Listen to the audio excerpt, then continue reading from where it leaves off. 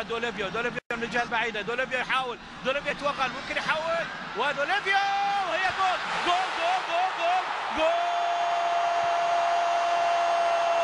سيدو كيتا يسجل بعد، شوف الخبره، مجهود من الشباب والخبره تنهي الكره في مرمى نادي كلوب امريكا. وبالدقيقه الاخيره من عمر اللقاء سيدو كيتا يسجل الهدف الثاني، سيدو كيتا يسجل الهدف الثاني لمصلحه برشلونه. شوف الكره، شوف عقليه الشباب، شوف متعه الشباب، شوف اداء الشباب.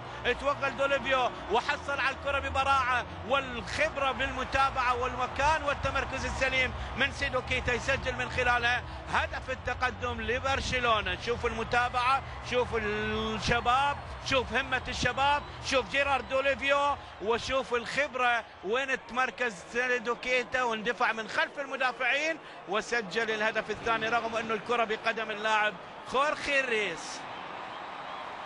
هدفين لبرشلونه لا شيء لكلوب امريكا.